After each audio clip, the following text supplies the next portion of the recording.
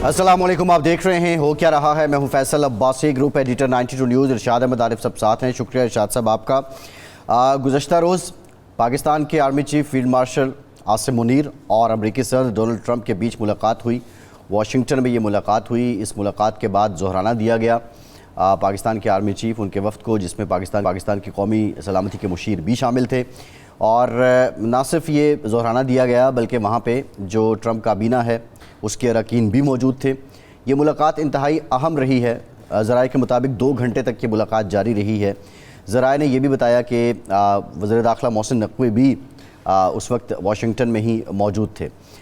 इस मुलाकात को लेकर पाकिस्तान का ये जो रीजन है हमारा साउथ एशिया, और बिलखसूस जो कनेक्टिंग रीजन्स है, मशरक़ वस्ता है, ईस्ट है, इसमें पाकिस्तान को एक रीजनल स्टेबलाइज़र के तौर पर पाकिस्तान का जो एक हैसियत है उस पर मोहर जो है वो सब्त की है।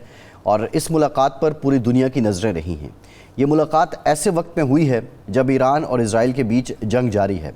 और जो डोनाल्ड ट्रंप ने गुफ्तगू की है अपनी, उसमें उन्होंने ये कहा है कि पाकिस्तान के जो आर्मी चीफ़ हैं फील्ड मार्शल आसिम मुनीर, वो ईरान के बारे में बहुत कुछ जानते हैं। साथ ही साथ पाकिस्तान की जो इंसदाद दहशतगर्दी की काविशें हैं उसको सराहा गया है। इंसदाद दहशतगर्दी से मुताल्लिक अमरीका ने मज़ीद ताउन का भी यकीन दिलाया है। पाकिस्तान के साथ जो तिजारती मामलात हैं उन पर भी बातचीत की गई है। ओवरऑल इस मुलाकात का जो सबसे बड़ा इम्पैक्ट है वो पाकिस्तान की डिप्लोमेसी पे है और पाकिस्तान की डिप्लोमेटिक अचीवमेंट भी है। इस मुलाकात के बाद पाकिस्तान के बारे में जो भारत पिछली कई दहाइयों से, कई सालों से एक मौक़िफ़ अपनाता रहा है कि दहशतगर्दी को पाकिस्तान स्पॉन्सर करता है, उसकी नफ़ी हुई है। दूसरी जानिब भारत को सफारती महाज पर भी एक हज़ीमत का सामना रहा है। इस मुलाकात का इम्पैक्ट क्या है पाकिस्तान पर, पाकिस्तान का किरदार अब मज़ीद कैसे उभरेगा, और पाकिस्तान के जो अंदरूनी चैलेंजेस हैं, डेफिनेटली इकनॉमिक चैलेंजेस का हमें सामना है, वो बेहतर होने के लिए ये कैसे एक नई राहदारी खुली है, इन तमाम पहलुओं पे हम बात करेंगे। जो ईरान इज़राइल जंग है, इससे मुतालिक बहुत सी डेवलपमेंट्स हो रही हैं। चीनी सदर शी जिनपिंग और रूसी सदर प्यूटन के बीच रब्ता हुआ है। उन्होंने इजरायली हमले की मजम्मत की है। अमेरिका को हमले में या इस जंग में कूदने से बाज रहने की तलकीन की गई है। साथ ही साथ जनेवा में फ्रांस, बरतानिया, यूरोप, इन ममालिक के जो वज़ीर ख़ारजा हैं उनकी मुलाकात हो रही है। जंग बंदी की इस वक्त कोशिशें हो रही हैं। ईरानी वज़ीर ख़ारजा ने यह कहा है कि उनके पास जौहरी हथियार नहीं हैं लेकिन वो सफारतकारी के लिए तैयार हैं। इनडायरेक्टली ईरान ने भी जंग बंदी के लिए बैठने के लिए एक इशारा दिया है। लेकिन जो तबाही पिछले 24 घंटे में इजराइल चुकी है वो उनके ख्वाबो ख्याल में नहीं थी। और ईरान की तरफ से जो हमले किए गए हैं, इजराइल ख़ुद इस बात की तस्दीक कर रहे हैं, उनके सरकारी हुकाम के 126 लोग जो हैं वो ज़ख्मी हो गए हैं। उनका इंटेलिजेंस हेडक्वार्टर उसको भी निशाना बनाया गया है। ईरान जो है अब वो पलट के वार कर रहा है और बहुत तगड़े वार कर रहा है। अब आगे पिक्चर कैसे अनफोल्ड होगी ये आने वाले 24-48 घंटे बड़े अहम हैं। तमाम मामलात पे बात करेंगे। हमें पाकिस्तान के मायनात सफारतकार साबिक सदर आज़ाद रियासत जम्मू और कश्मीर मसूद खान साहब ज्वाइन कर रहे हैं। बहुत शुक्रिया मसूद साहब आपका, आपसे गुफ्तगू करेंगे। इरशाद साहब, जो मुलाकात हुई सदर ट्रंप और army chief field marshal Asim Munir साहब की, डेफिनेटली डिप्लोमेटिक कामयाबी तो है, लेकिन इस मुलाकात का ऐसे वक्त में होना जब इस खित्ते में तनाव है, और इसका इम्पैक्ट ओवरऑल क्या होना है, पाकिस्तान रीजनल स्टेबलाइज़र के तौर पे अब इस किरदार को आप कैसे उभरता हुआ देख रहे हैं? देखें, इसमें तो कोई शक नहीं है कि इस वक्त हमारे फील्ड मार्शल की सदर अमेरिका से मुलाकात और उसमें इसराइल और ईरान जंग का ज़िक्र तफसील के साथ, और जो हमारे इंडिया के साथ मामलात हैं उसका डिस्कशन, पाकिस्तान के इस किरदार की तारीफ़ के उसने जंग बंदी करके एक एटमी जंग को रोका, ख़ित्ते को बदअमनी से बचाया, कशीदगी से बचाया, तबाही से बचाया, जबकि इंडिया तुला हुआ था कि जो भी होता है हो जाए, खा वो ख़ुद भी तबाह हो जाए, लेकिन जंग को आगे बढ़ाना चाहिए। तो ये तो बायस इत्मीनान हर पाकिस्तानी के लिए है और होना चाहिए। और यकीनी बात है कि पाकिस्तान के जो तजर्बात हैं इस ख़ित्ते के हवाले से, ईरान के हवाले से, इसराइल जो 7 समंदर पार हमसे बैठा हुआ है और वो इंडिया के साथ आके खड़ा हो जाता है, कभी पाकिस्तान के एटमी प्रोग्राम को निशाना बनाने के लिए, कभी पाकिस्तान की सलामती को ख़तरे में डालने के लिए। انڈیا اور پاکستان کی جو لڑائی ہے یا مسائل ہیں، معاملات ہیں، اختلافات ہیں، تنازعات ہیں، اس میں اسرائیل کی نہ سرحد لگتی ہے، نہ کوئی انڈیا کے ساتھ اس کی مذہبی اور ثقافتی کوئی شراکت داری ہے، نہ کوئی وہ اس علاقے کو پلیئر ہے وہ آگے کھڑا ہوتا ہے۔ اس کا مطلب ہے کہ ایک ایسا فتنہ ہے جس کو بد امنی سے، جنگ سے لگاؤ ہے، خواہ کہیں بھی ہو رہی ہو، اور مسلمانوں کے خلاف اور پاکستان کے خلاف خدا واسطے کی دشمنی ہے۔ تو اس صورت میں ظاہر ہے ہمارے فیلڈ مارشل صاحب نے یقیناً امریکہ کو دو باتیں تو کہی ہوں گی۔ ایک تو یہ ہے کہ پاکستان امن کے ساتھ ہے، امن کا خواہاں ہے، جنگ کا خواہاں نہیں ہے، اور کسی جنگ میں شرکت نہیں کر سکتا، جنگ کا حصہ نہیں بن سکا، امن کا حصہ وہ ہمیشہ۔ اور دوسرا یہ ہے کہ ایران کے خلاف اگر امریکہ جنگ میں کودتا ہے تو اس کے کیا نتائج و عواقب ہوں گے۔ ہم نے، ہمارے فوجی لیڈر نے یقیناً وہ بات کی ہوگی جو اس وقت روس کر رہا ہے، جو چین کر رہا ہے۔ ابھی تھوڑی دیر پہلے بیان آیا ہے برطانیہ کے وزیر اعظم کا، یورپی یونین سمجھانے کی کوشش کر رہی ہے، اور سب یہ کہہ رہے ہیں کہ اسرائیل جارح ہے، اسرائیل نے اس جنگ کو چھیڑا ہے اور وہی اس جنگ کو ختم کر سکتا۔ تو ظاہر بات ہے کہ ہمارا جو کردار ہے ایک اسٹیبلائزر کے طور پر، وہ اس خطے کو امن کی طرف لے جا سکتا ہے۔ لیکن ایک بات ہماری لیڈرشپ جو کہ اس وقت ایران کے ساتھ کھڑی ہے، یعنی ہم پاکستان جو ہے اخلاقی حمایت ہماری ساتھ، ہماری اخلاق کی، سیاسی، ہر طرح کی حمایت ہم کر رہے ہیں، کیونکہ ایک مظلوم مسلمان ریاست کے ساتھ ہم وزن ڈال رہے ہیں۔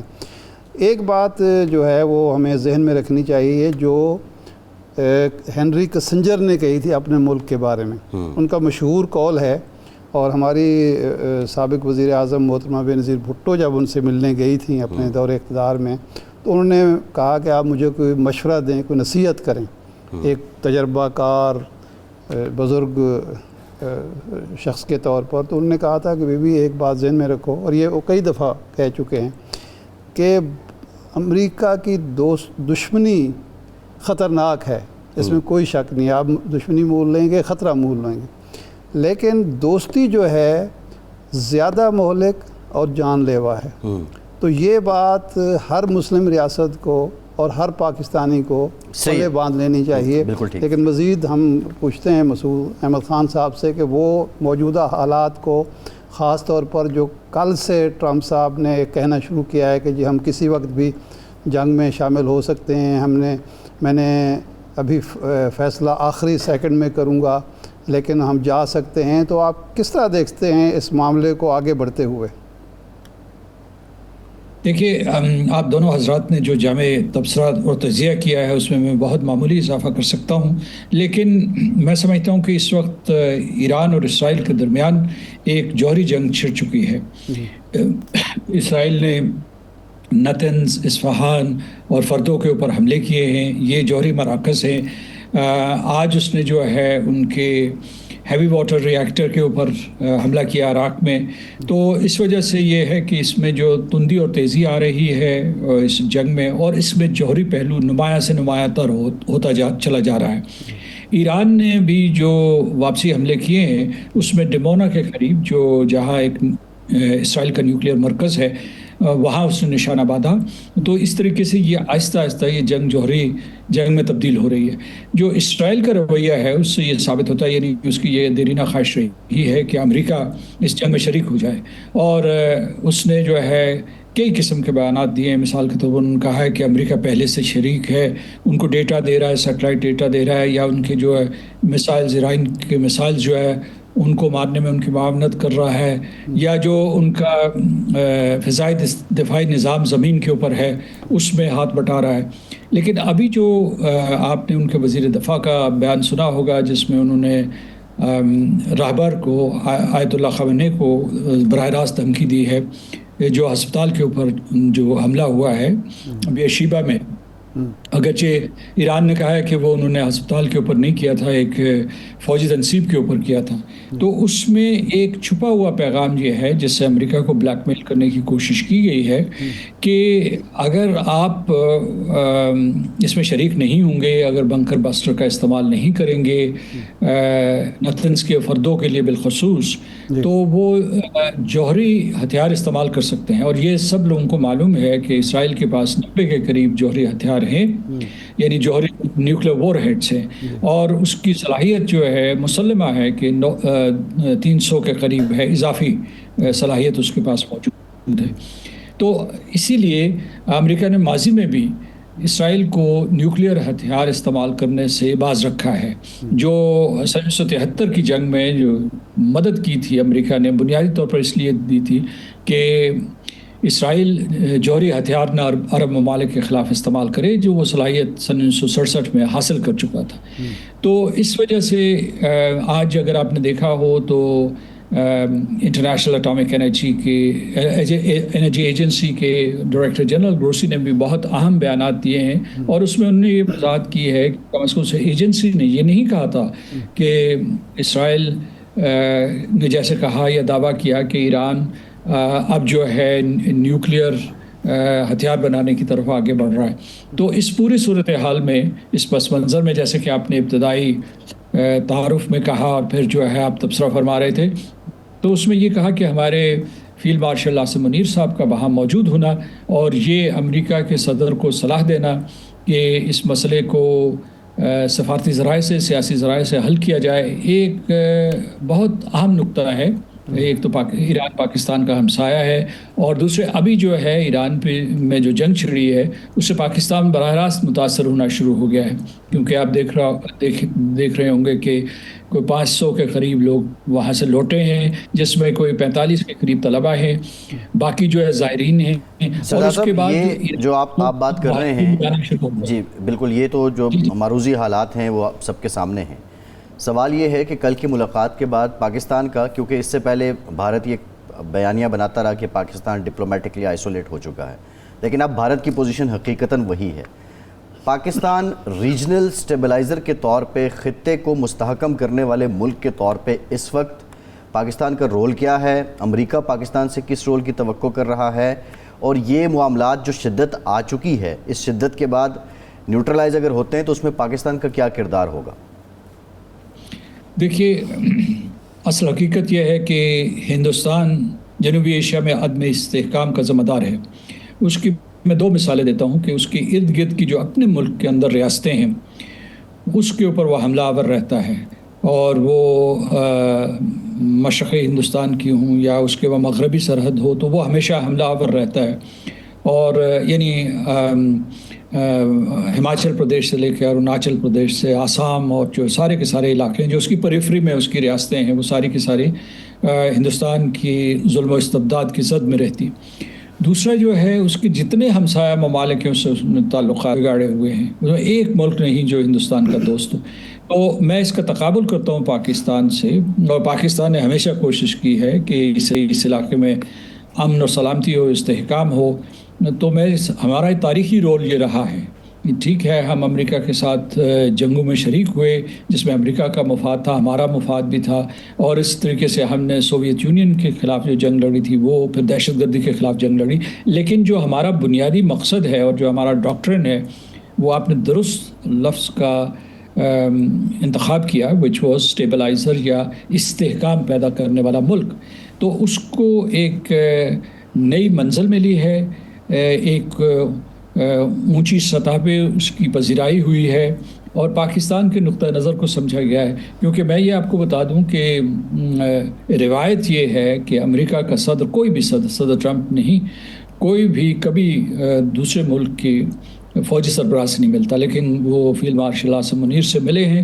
تو اس میں یہ ایک بے مثال پیش رفت ہے، اور پاکستان کے لیے بہت اہم ہے اس کا، جو ہے جیسا کہ آپ سیاق و سباق بتا رہے تھے آج کے حالات کا، اس ملاقات کے حالات کا، تو اس میں یہ ہے کہ جنوبی ایشیا اور پھر جو ہے مغربی ایشیا جو ہے، اس میں جو 2 جگہوں میں اس کے درمیان میں پاکستان ہے، اور پاکستان ایک مستحکم قوت کے طور پر ابھر سکتا ہے، اور استحکام کے لیے کوششوں کو ایک مہمیز، ایک ایکسیلریشن جو ہے اس کے اسباب پیدا کر سکتا ہے۔ اس میں ایک اور چیز آپ کو بتاؤں کہ ایک تو یہ اس کی جو ہے جیو اسٹریٹجک اہمیت ہے اس ملاقات کی، لیکن اس کے دو اور پہلو بہت اہم ہیں۔ ایک یہ ہے کہ ہندوستان ہمارے اوپر غلط الزامات لگاتا ہے دہشت گردی کے حوالے سے۔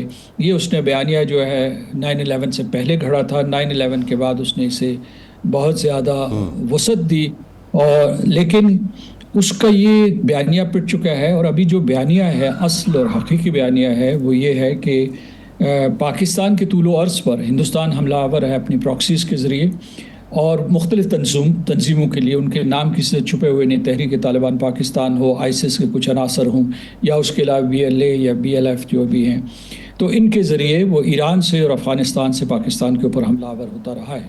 اور یہ لوگ جو ہے بلیک مارکیٹ سے انہوں نے وہ اسلحہ اٹھایا ہوا تھا جو امریکہ یہاں پیچھے چھوڑ کے گیا تھا 2021، اور اس کی مجموعی مالیت امریکہ کے اپنے ذرائع کے مطابق وہ تقریباً $7.5 بلین کی تھی۔ تو اب امریکہ سے ہمارا یہ ایک مکالمہ بنتا ہے کہ کسی طریقے سے ہندوستان کی پشت پناہی سے جو دہشت گردی ہو رہی ہے، جس کو پاکستان کو نشانہ بنایا جا رہا ہے، جس میں 2021 سے اب تک ہم نے ہزاروں جانیں کھو دی ہیں، سویلینس بھی اور ملٹری پرسنل بھی، سیکیورٹی پرسنل بھی۔ صحیح ہے۔ تو میں یہ کہتا ہوں وہ اس کا کلا کما کرنے میں ہمارا ہاتھ بٹا ہے۔ آخری نقطہ جو میں اس سلسلے میں آپ کو بتانا چاہتا ہوں کہ میں خود گزشتہ برس تک امریکہ میں سفیر رہا ہوں پاکستان کا، اور ہماری مسلسل کوشش تھی بائیڈن ایڈمنسٹریشن کے ساتھ کسی طریقے سے تجارتی اور معاشی تعلقات مضبوط ہوں، نیو ٹیکنالوجیز میں ہم ایک دوسرے کے شراکت دار بنیں، اور اس کے بعد جو توانائی کی، خاص طور سے متبادل توانائی کے شعبوں میں کوئی پیش رفت ہو، اور امریکہ کی سرمایہ کاری کو ہم نے دعوت دی۔ پھر جو ہے ہم نے ان کو معدنیات، خاص طور سے جو کرٹیکل معدنیات ہیں جس میں کاپر، لیتھیم اور ریئر ارتھ ایلیمنٹس اور گولڈ بھی شامل ہے، جس میں پاکستان کے پاس بہت بڑے ذخائر ہیں، اس میں ہم نے دنیا بھر کو دعوت دی، لیکن بالخصوص امریکہ کے سرمایہ کاروں کو بھی دعوت دی۔ اور آخری جو اس میں میرا نقطہ ہے، اسی نقطے کے اندر جو نقطہ ہے کہ ہم بڑی مسلسل کوشش کر رہے تھے کہ نہ صرف ہمارے سیاسی اور تجارتی تعلقات بحال ہوں، بلکہ ہمارے فوجی سطح پہ جو مذاکرات ہوتے ہیں وہ بھی اعلیٰ سطحی مذاکرات ہوں۔ مطلب کیا ہمارا یہ تھا، پہلے جو ہے مڈ لیول ڈیفنس ڈائلاگ ہوتا تھا، تو ہم نے یہ کہا تھا کہ اس کو اعلیٰ تر سطح پہ لے جائیں، یعنی سینٹر کے کمانڈر سے تو ہماری ملاقاتیں ہوتی تھیں، لیکن اس سے بلند تر سطح تھی جی درست بات۔ یہ سردار صاحب یہ بتائیے گا، ابھی intelligence to intelligence, military to military, تو الحمدللہ اس ملاقات کے بعد اس کے آثار بہت روشن ہو گئے ہیں، اور پاکستان امریکہ تعلقات کے ایک نئے دور کا آغاز ہو رہا ہے۔ صحیح ہے۔ اچھا یہ فرمائیں کہ اس ملاقات میں ہماری طرف سے آرمی چیف فیلڈ مارشل صاحب تھے، اور ہمارے ایڈوائزر جو ہیں نیشنل سیکیورٹی کے وہ تھے۔ دوسری طرف سے جو دو لوگ شریک ہوئے صدر کے ساتھ، ایک مارکو روبیو تھے ڈیفنس منسٹر کی، ابھی تک کوئی اطلاع نہیں ہے کہ وہ تھے، لیکن یہی ہے کہ نہیں تھے، اور دوسرے تھے وہ جو مشرق وسطیٰ کے بارے میں ان کے مشیر ہیں صدر کے، ویٹکوف، تو جی ہاں، تو defence minister, secretary of state, جو سیکرٹری آف ڈیفنس کا نہ ہونا کیا معنی رکھتا ہے؟ دیکھیے میں نے ان کا پورا شیڈیول نہیں دیکھا، اور اس کی پتہ نہیں تشہیر ہوئی ہے یا نہیں، لیکن جب میں وہاں 2023 میں جب جنرل عاصم منیر آئے تھے تو ان کی سیکرٹری ڈیفنس سے ملاقات ہوئی تھی، اور وہاں ایک پروٹوکول ہوتا ہے کہ جب بھی ہمارے فوجی سربراہ جاتے ہیں تو ان کی سیکرٹری دفاع سے ملاقات، الگ ملاقات ہوتی ہے، پینٹاگون میں جا کے ملاقات ہوتی ہے، اور دوسرے جو ہے ان کے جو CIA کے چیف ہیں ان سے بھی ملاقات ہوتی ہے۔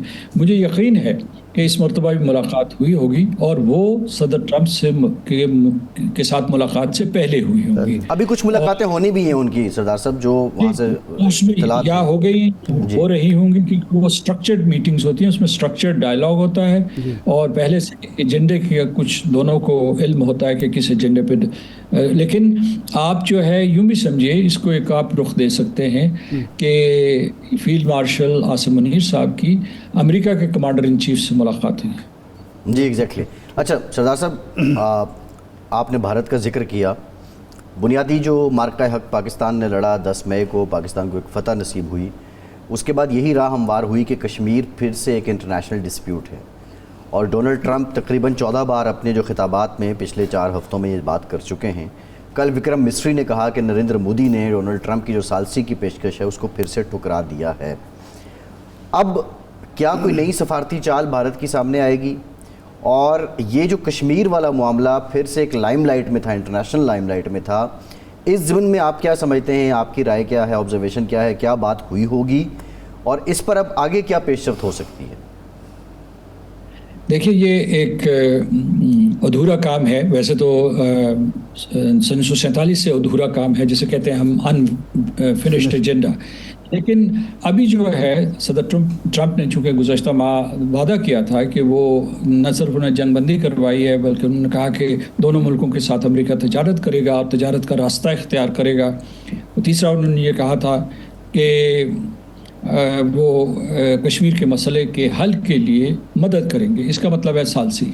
اور ہم نے اس کا خیر مقدم کیا، اور اس کے بعد ہم نے صدر ٹرمپ کا شکریہ بھی ادا کیا تھا جو انہوں نے سہولت کاری کی، یا ان کے جو رفقائے کار نے سہولت کاری کی تھی، تو ہم نے اس کا شکریہ بھی ادا کیا. ہندوستان نے ہر دھرمی اور دروغ گوئی کا سہارا لیتے ہوئے انکار کر دیا کہ امریکہ کا تو کوئی رول ہی نہیں تھا. یہ پاکستان اور ہندوستان کے درمیان براہ راست ایک فیصلہ ہوا ہے، جس میں وہ پہلے جو ان کے الفاظ تھے جنگ بندی کے بعد، وہ اسے ایک 2 طرفہ ڈائمنشن دینا چاہتے تھے. اور 2 طرفہ ڈائمنشن عام طور پہ ہندوستان اور پاکستان کے درمیان یک طرفہ ہو جاتی ہے، کیونکہ ہندوستان راہ فرار اختیار کر لیتا ہے. وہ کہتا ہے کہ کوئی مسئلہ ہی نہیں ہے. تو اس نے وہی اپنی پلے بک سے پرانا کلیہ نکال کے استعمال کرنے کی کوشش کی ہے. لیکن اس وقت یہ ہے کہ اسے امریکہ کا اعتماد حاصل نہیں ہے. میں اس تفصیل میں نہیں جانا چاہتا. یعنی مطلب اس ہماری جو ہندوستان پاکستان کی جنگ تھی، اس سے پہلے بھی جو ان کے حالات کچھ اچھے نہیں تھے اور ان کے درمیان غلط فہمیاں پیدا ہو چکی تھی. لیکن اس میں یہ کہتا ہوں کہ اگر یہ 2 طرفہ معاملہ ہے تو پھر یہ ہے کہ تالی 2 ہاتھ سے بجتی ہے. اگر ہندوستان نہیں مانتا تو یہ تعلقات کہیں آگے جا ہی نہیں سکتے. اگر امریکہ ان کو منوا لے تو یہ بڑی فتح ہوگی. اور لیکن اگر ہم اسے بین الاقوامی سطح پہ زندہ رکھیں، اس کو اگر 2 طرفہ مذاکرات نہیں ہو رہے، تو ہمارا مقدمہ ہے اسے بین الاقوامی سطح پہ ہم اٹھاتے رہیں. اور ایک ہمیں سنہری موقع ملا ہے دوبارہ سے، تو اسے ضائع نہیں کرنا چاہیے. کیونکہ اگر ان کی کوشش ہوگی امریکہ کی بھی، مارکو روبیو صاحب کی. سردار صاحب، کویسچن یہ ہے، اس وقت امریکہ کی بات کشمیر کے معاملے پہ اگر بھارت نہیں مانتا، کانسیکوینسز یا آفٹر میتھ بھارت کے لیے کیا ہو سکتے ہیں؟ ایک تو یہ ہے کہ ساری دنیا نے دیکھ لیا پچھلے ماہ کی جو جنگ تھی، کہ اگر آپ مسئلہ کشمیر کو حل نہیں کریں گے تو یہاں ہندوستان اور پاکستان دونوں ممالک کے سروں پہ جوہری جنگ کی تلوار لٹکتی رہے گی. اور جوہری جنگ اگر ہو جاتی ہے ارادتاً یا سہون، تو اس کی وجہ سے یہ ہوگا کہ پورا خطہ جو ہے وہ تباہی کے دھانے پہ آ جائے. صرف تباہی کے دھانے پہ نہیں آئے گا، نیست و نابود ہو جائے گا. صحیح معلوم ہے. اور اس خطے سے جو تابکاری اٹھے گی وہ ساری دنیا کو اپنی لپیٹ میں لے لے گی. یہ ایک خطرہ ہے. ہندوستانی جو ہے اس دلیل کو مسترد کرتے ہیں، کیونکہ وہ سمجھتے ہیں، اور انہوں نے پچھلے دنوں ایک ڈاکٹرن بھی دیا کہ ہم جو جوہری دہلیز ہے اس سے نیچے پاکستان کے ساتھ لڑائی لڑیں گے دہشت گردی کے حوالے سے. تو لیکن ہمارے جو chairman joint chiefs of staff general Sahir Shamshad Mirza نے سنگاپور میں ایک بہت اہم نقطہ بتایا تھا کہ اس مرتبہ 4 دن کی کوششوں کے بعد امریکہ جنگ رکوا بیٹھا. لیکن جو اگلی جنگ ہوگی اس میں جو لائن آف کنٹرول ہے یا ورکنگ باؤنڈری ہے یا اس کے علاوہ جو انٹرنیشنل بارڈر، یہ بے معنی ہو جائیں گی، ارریلیونٹ ہو جائیں گی. اس کی وجہ یہ ہے کہ یہ پتہ نہیں کہ پہلے ہی گھنٹوں میں کہیں کا مطلب فرض کیجیے کہ ہندوستان نے ایک مرتبہ پھر جو ہے اتنا بھرپور حملہ پاکستان کے اوپر کرتا ہے بغیر کسی جواز کے، بغیر کسی اشتعال کے، تو ہمیں نہیں پتہ کہ ہم اپنے دفاع کے لیے کیا کریں گے. اور پھر جو ہے اس لیے یہ سبق ہم نے آپ کے سوال کا میں جواب دے رہا ہوں کہ مسئلہ کشمیر حل کرنا بہت ضروری ہے. اور اس کے ساتھ ساتھ ہمارا جو ہے جڑا ہوا معاملہ ہے سنتاس معاہدے کا. انہوں نے یک طرفہ طور پر معطل کیا ہے، قانونی طور پر کیا ہے، اسے بحال کرنے کے لیے ہماری جنگ ابھی جاری ہے۔ میں سفارتی سطح پہ وہ سرعت یا وہ رفتار نہیں دیکھ رہا، کیونکہ ہم نے جنگ کے بعد جشن منائے کہ ہم فتح یاب ہو گئے، لیکن اور وہ بات درست بھی ہے، لیکن اب ہماری توجہ فوری طور پر مبذول ہونی چاہیے کہ جو اس نے ہمارے پانی روک دیے ہیں یا ان کو ڈائیورٹ کرنے کی کوشش کر رہا ہے نہروں کے ذریعے، جو راجستھان، پنجاب، ہریانہ ان علاقوں میں۔ تو اس لیے اس کو ہمیں جو ہے اس میں بہت چوکنا رہنے کی ضرورت ہے تاکہ پاکستان کے 24 کروڑ عوام کے عظیم تر مفادات کا ہم دفاع کر سکیں۔ اچھا، آخری سوال سجاد صاحب، یہ فرمائیں کہ اب کل مذاکرات شروع ہو رہے ہیں جس میں ایران بھی شریک ہے، اس میں UK بھی ہے، فرانس بھی ہے اور یورپی یونین بھی ہے، تو آپ سمجھتے ہیں کہ ظاہر بات ہے امریکہ کی پشت پناہی تو یا رضامندی تو شامل ہوگی، کیا یہ مذاکرات کامیاب ہو سکتے ہیں، فائر بندی کی طرف جا سکتے ہیں، یا یہ معاملہ بڑھے گا اور نیتن یاہو امریکہ کو گھسیٹے گا اس جنگ میں؟ دیکھیے، اس کے آثار نظر آ رہے ہیں کہ وہ گھسیٹے گا، اور صدر ٹرمپ تو آمادہ ہیں، لیکن ان کو ایک اور بھی مخمصے کا شکار ہیں، کیونکہ وہ سمجھتے ہیں کہ اگر ان نے اس جنگ میں وہ کود پڑے تو اس کی وجہ سے وہ نوبل پیس پرائز نہیں لے سکیں گے۔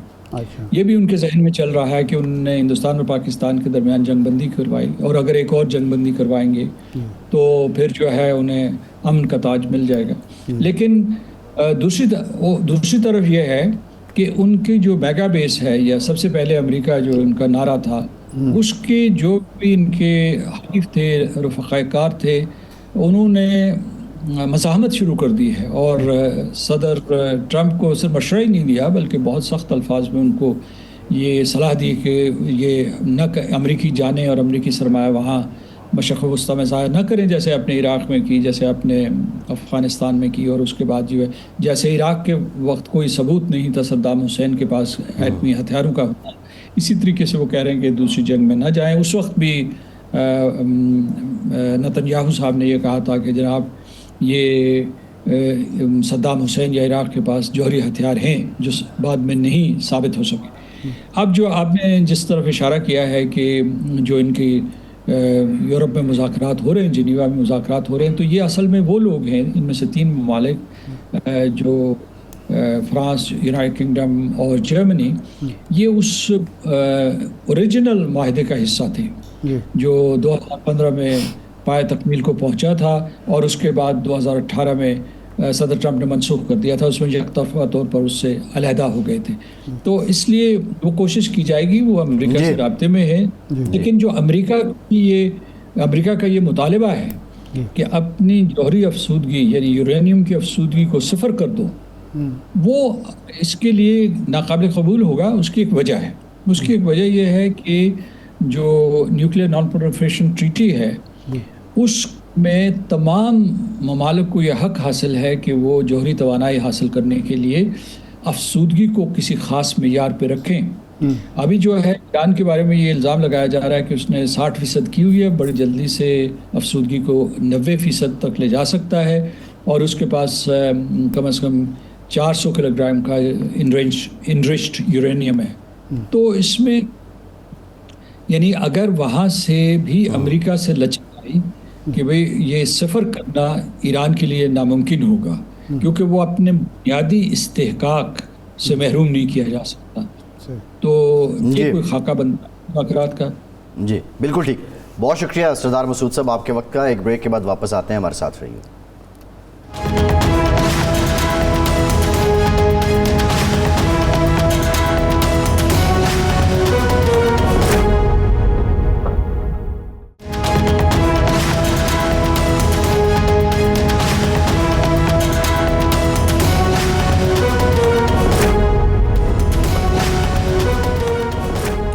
بریک کے بعد ایک بار پھر سے آپ کو خوش آمدید کہیں گے۔ ارشاد صاحب، جو اسرائیلی وزیر دفاع ہیں جو بات وہ کر رہے ہیں، ان کا یہ کہنا ہے کہ اسپتال کو نشانہ بنایا گیا ہے، جو ایران ہے اس کا کلیم اور ہے، اس نے کہا کہ اسپتال کے ساتھ جو فوجی تنصیبات تھے ان کو نشانہ بنایا گیا ہے۔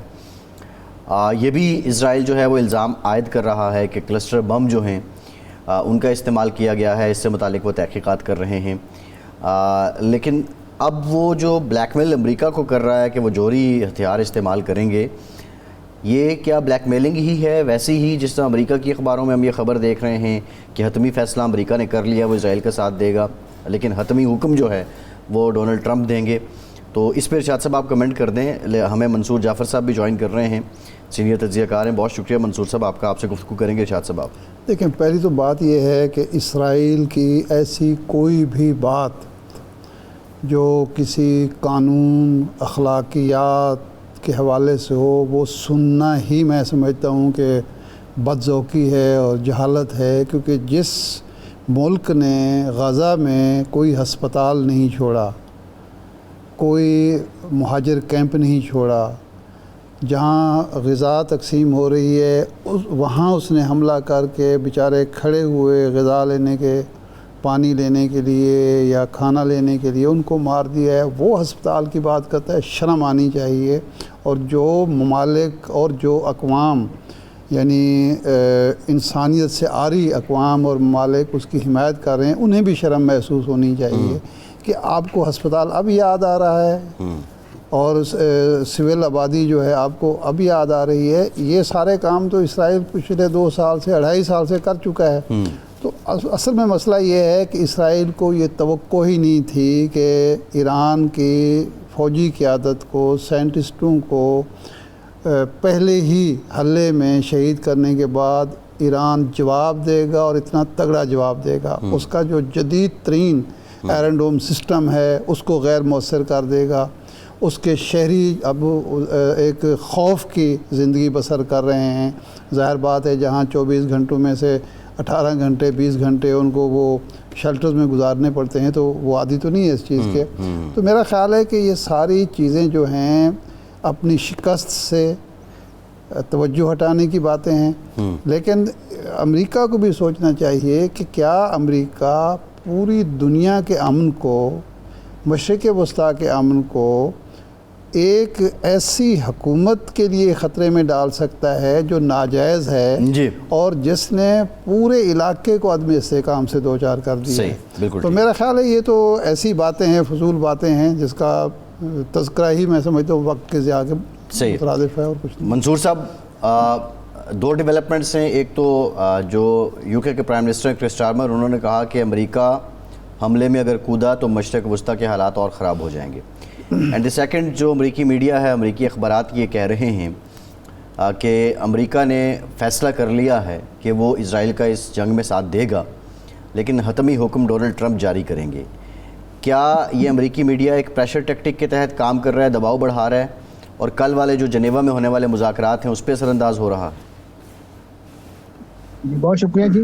میں سمجھتا ہوں یہ دونوں ممالک اس پورے قضیے میں ان کا تو جو اخلاقی اعتبار یا ان کا قانونی اعتبار کرنا ہی، جیسے ارشاد صاحب نے فرمایا کہ وہ حماقت ہے، اس پہ اعتبار کرنا ہے، اس کی بات کرنا ہی وقت کے ضیاع کے مترادف ہے. کہ جس نے اس علاقے کی بندر بانٹ اور اس علاقے کو تعداد میں دے کے اور پھر جس انداز سے اقوام متحدہ کے پلیٹ فارم کو استعمال کر کے فلسطین کے قلب کے اندر جو ہے ناسور جو ہے وہ پیدا کیا، اور اس کو پھر over the period of time جس طریقے سے نرش کیا انہوں نے، اب کس منہ سے وہ یہاں پہ ڈونلڈ ٹرمپ کو یہ مشورے دیے جا رہے ہیں کہ وہ تحمل سے کام لیں. آیا ڈونلڈ ٹرمپ کے جو ملٹری آؤٹ پوسٹ اسرائیل ہے، اس نے پچھلے 20 ماہ میں تحمل نامی کسی لفظ کا پاس رکھا ہے، اس پر عمل کیا ہے. یہی دیگر اقوام بہت لپ سروس کرتے رہے ہیں مسئلہ فلسطین کے حوالے سے، اور ریسنٹلی تو انہوں نے اپنے عوام کا جو ایک غم و غصہ تھا، جو ان کے انٹیلیجنشیا میں، جو ان کی جامعات کے اندر، جو ان کے نوجوانوں کے اندر پایا جاتا تھا، اس کو کمفرٹ کرنے کے لیے ایک ڈرامہ رچایا کہ جس کے نتیجے میں انہوں نے یہ بتانے کی کوشش کی کہ انہیں بڑا کوئی فلسطینیوں سے ہمدردی ہے، بہت انہیں تکلیف ہے، اور اس حوالے سے یہ اس مسئلے کے حل کے لیے دلچسپی. تو جن لوگوں نے یہ مسئلہ پیدا کیا ہے اور اس کے بعد اس کا ہر لحاظ سے دامے درہمے سخنے قدمے جو ہے وہ اسرائیل کے ہاتھ مضبوط کیے ہیں، امریکہ کے ہاتھ مضبوط کیے ہیں. آج میں سمجھتا ہوں ان کی طرف سے اس نوعیت کے مطالبات یا اس نوعیت کی باتیں وہ بےمانی ہیں. اسی طریقے سے جہاں تک امریکی میڈیا کا اور اس میں چھپنے والی خبروں کا تعلق ہے تو میں سمجھتا ہوں اس وقت تو جس انداز سے ڈونلڈ ٹرمپ صاحب جو ہے پورے امریکہ کو یا پورے کم از کم اپنے عوام کو بلی کر رہے ہیں, یعنی ڈونلڈ ٹرمپ صاحب نے کون سا ایسا ضابطہ قاعدہ کہ جس کے بارے میں دنیا کو بتایا جاتا تھا کہ امریکہ بڑا جمہوری اور دستوری ملک ہے اور وہاں پہ انسانی حقوق کا بڑا احترام اور پاس ہے, تو وہ جس نوعیت کے اقدامات ایک عرصے سے اٹھا رہے ہیں جب سے وہ دوسری مرتبہ مسند اقتدار پر بیٹھے ہیں, اس میں کون سی ایسی چیز ہے کہ جس کے نتیجے میں یہ ثابت ہوا ہے کہ انہوں نے کسی ضابطے اور قاعدے کا پاس کیا ہے. تو اب بھی ان کی جو ایفرٹ ہیں اس نوعیت کی, چاہے وہ پلانٹڈ میڈیا سٹوریز ہیں یا ادروائز جیسے آپ کہہ لیجیے میڈیا اپنے طور پہ خامہ فرسائی کر رہا ہے, اس کا بنیادی مقصد یہی ہے کہ کسی طریقے سے ایک دباؤ بڑھایا جائے. اور یہ جو آئے روز مختلف, کبھی وہ علی خامنہئی کے حوالے سے باتیں کرتے ہیں کہ ہم انہیں زندہ نہیں رہنے دیں گے, انہیں زندہ نہیں چھوڑا جائے گا, اس نوعیت کی باتیں میں سمجھتا ہوں آج کے اس دور میں یعنی اس کا کوئی نہ تو کوئی عقلی نہ شرعی کسی قسم کا کوئی جواز نہیں ہے. یہ صرف اور صرف جو فریق مخالف ہے اسے کمزور جان کر یا اسے مزید کمزور کرنے کے لیے وہ تیسرے درجے کے نفسیاتی حربے ہیں جو یہی استعمار ایک عرصے سے استعمال کرتا آیا ہے, چاہے وہ افغانستان ہو, چاہے وہ عراق ہو, چاہے وہ یمن ہو, جہاں پہ بھی انہوں نے اپنے مذموم مقاصد کو بڑھاوا دینا تھا وہ اسی نوعیت کی سرگرمیوں سے پہلے اسی نوعیت کی ایک نفسیاتی جنگ جو ہے وہ بپا کرتا ہے. لیکن اس بار انہیں معلوم ہو گیا ہے کہ ان کا جس فریق سے سامنا ہے یعنی ایران, وہ ان کی اس نوعیت کی گیدڑ بھپکیوں اور اس نوعیت کی جو دھمکیاں ہیں ان سے مرعوب ہونے والا نہیں ہے.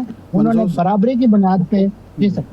منصور صاحب دیکھیں, پہلے 3 دن تو کم از کم ایسے رہے ہیں کہ ایک تو فضائی برتری اسرائیل نے حاصل کی, ان کے ٹاپ کے سائنٹسٹ کو, انٹیلیجنس آفیشلز کو, آرمی چیف کو, پاسداران انقلاب کے سربراہ کو شہید کر کے یہ ثابت کیا کہ ایک تو ان کی ایکسیس ہے ایران کے اندر, ان کے جو جاسوس ہیں یا ان کے جو گماشتے ہیں وہاں بڑی تعداد میں موجود ہیں, وہ ہر آدمی تک ان کی ایکسیس ہے جس کو چاہیں وہ نشانہ بنا سکتے ہیں, اور وہ یہ کہتے بھی ہیں کہ علی خامنہئی کو بھی جس وقت چاہیں ہم نشانہ بنا سکتے ہیں. اب جو جواب دیا جا رہا ہے ایران کی طرف سے, ایک تو ایران کی کتنی صلاحیت ہے کہ یہ جنگ اگر طول پکڑتی ہے تو کتنا عرصہ ایران جوابی کارروائیاں جاری رکھ سکتا ہے, ایک بات, جبکہ اس کے پاس فضائیہ نام کی کوئی چیز بظاہر نظر نہیں آتی. اور دوسرا یہ ہے کہ اسرائیل کو تو جو اس کے سپلائی چین ہے وہ تو موجود ہے یورپ کی طرف سے بھی, امریکہ کی طرف سے. اگر اسی طرح کے خطرناک تباہ کن مہلک حملے جاری رہتے ہیں اور امریکہ کی مکمل تائید و حمایت حاصل ہوتی ہے, امریکہ خود شامل نہ بھی ہو, تو تب بھی کتنا عرصہ مزید ایران مقابلہ کر سکتا ہے, اور کہاں جا کے بالآخر اس کو, جس طرح صدام کے مقابلے میں بالآخر جنگ بندی قبول کرنی پڑی تھی اور صدام کی شرائط پر یہ جنگ بندی قبول کرنی پڑے گی. میں سمجھتا ہوں جی ایران کی جو ملٹری پیرٹی ہے یا کم از کم اس کا جو لاجسٹکس ہے اس کا تو موازنہ نہ اسرائیل کے ساتھ کیا جا سکتا ہے نہ امریکہ کے ساتھ کیا جا سکتا ہے. آپ کے علم میں ہے کہ ایران جو ہے پچھلی 4 دہائیوں سے زیادہ جو ہے وہ بین الاقوامی پابندیوں کا سامنا کر رہا ہے, اس میں اکنامک سے لے کے دفاعی ہر نوعیت کی پابندیاں, بلکہ ڈپلومیٹکلی جس طریقے سے ایران کو دنیا بھر میں آئسولیٹ کرنے کے لیے مختلف پلیٹ فارم پہ اس کے خلاف پابندیاں, چاہے وہ OIC کے پلیٹ فارم سے ہوں, عرب لیگ کے پلیٹ فارم سے, تمام یعنی آپ کہہ سکتے ہیں.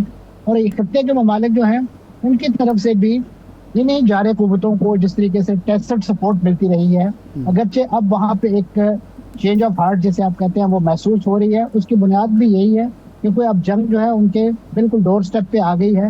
انہیں اندازہ ہو گیا ہے کہ جس اسرائیل کے ساتھ وہ بطور کزن جو ہے معاہدہ ابراہیمی دستخط کرنے کے لیے بڑے بےتاب اور تیار نظر آتے ہیں, اگر انہوں نے یہ معاہدے دستخط کر بھی لیے تب بھی جو ہے ان پر اس نوعیت کی جارحیت یا اس نوعیت کا رویہ جو ہے وہ روا نہ رکھنے. صحیح ہے منصور صاحب, اس پہ منصور صاحب قطع کلامی کی شکریہ آپ کا. ارشاد صاحب آپ کا شکریہ. آج کے پروگرام سے اتنا ہی.